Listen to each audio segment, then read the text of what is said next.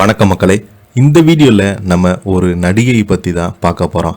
Mega hit நடிகைக்கு நேர்ந்த சோகம். பழைய நினைவுகளை மறந்த கனகா நேரில் சந்தித்து ராமராஜன் அவர்கள் உருக்கம். இணையதளத்தில் வைரலாகும் ராமராஜனுடைய நேர்காணல். வாங்க என்ன தகவல் என்ன செய்துன்னு இந்த வீடியோவில் விரிவாக பார்க்கலாம். அதுக்கு முன்னாடி முதன்முறையாக நம்ம சேனலை ஃபஸ்ட் டைம் பார்க்குறீங்கன்னா சப்ஸ்கிரைப் பண்ணாதவங்களாம் சப்ஸ்கிரைப் பண்ணிக்கோங்க. பெல் பட்டன் சிம்பல் அமைக்கி நம்ம சேனலோட நோட்டிஃபிகேஷனை எனபிள் பண்ணிக்கோங்க. நாங்கள் போடுற வீடியோ எல்லாமே உங்களுக்கு உடனுக்குடனே வந்து சேரும். வாங்க என்ன தகவல் என்ன செய்துன்னு இந்த வீடியோவில் பார்க்கலாம். கனகா நடிப்பில் வெளியான ஒரு திரைப்படம் 400 நாட்கள் மேலாக ஓடி திரையரங்குகளில் மலையாள திரையுலகில் அதிக நாட்கள் ஓடிய திரைப்படம் என்ற சாதனை படைத்தது. தமிழ் சினிமாவில் ரஜினிகாந்த், மலையாளத்தில் மம்முட்டி உள்ளிட்ட முன்னணி நடிகருடன் படங்களில் இணைந்து வெற்றி படங்களில் நடித்துள்ள நடிகை தான் அது கனகா தான். திரையுலகை விட்டு விலகி இருக்கும் நிலையில் அவரை சந்தித்து அனுபவம் குறித்து அவருடைய முதல் படம் கதாநாயகனாக ராமராஜனை கூறியிருக்கிறாங்க.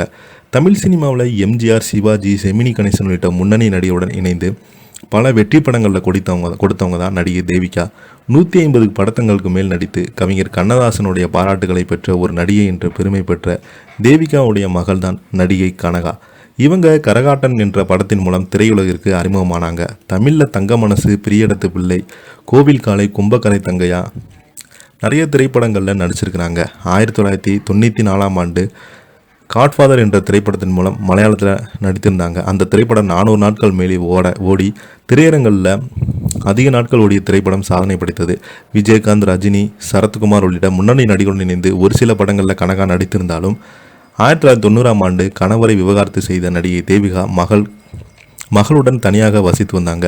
இந்த காரணமாக தனிமையில் உணர்ந்த கனகா தந்தையுடன் பிரச்சனை, சொத்து தகராறு உள்ளிட்ட பிரச்சனைகளை வெளியில் வராமல் தனிமையில் வசித்து வந்தாங்க. கரகாட்ட கனகா எங்கே இருக்கிறாங்க என்ற பலருமே கேட்கும் அளவுக்கு வெளியுலக தொடர்பு இல்லாமல் இருந்த கனகாவை சந்திப்பு தொடர்பான புகைப்படங்கள் வெளியிட்டிருந்தது. இதை பார்த்து ரசிகர்கள் பலருமே உண்மையிலே அவங்க கனகா தானா என்று ஆச்சரியப்பட்டாங்க.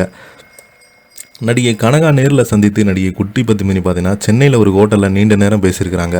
இத்தனை ஆண்டு நினைவுகள், பல்வேறு சம்பவங்கள் குறித்து உரையாடி இருக்கிறாங்க. நீண்ட நாட்களுக்கு பிறகு அந்த அன்பான தங்கையுடன் குட்டி பத்மினி கனகாவுடன் வெளியிட்டுள்ள புகைப்படம் இணையதளத்தில் அவ்வப்போது வைரலாகி வருகிறது.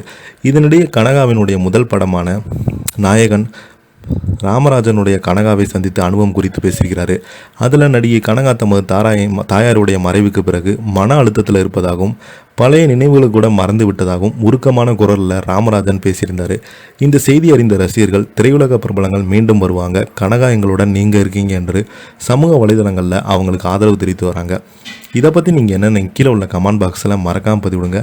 இந்த வீடியோ பிடிச்சிருந்தால் லைக் பண்ணுங்கள், ஷேர் பண்ணுங்கள். நன்றி.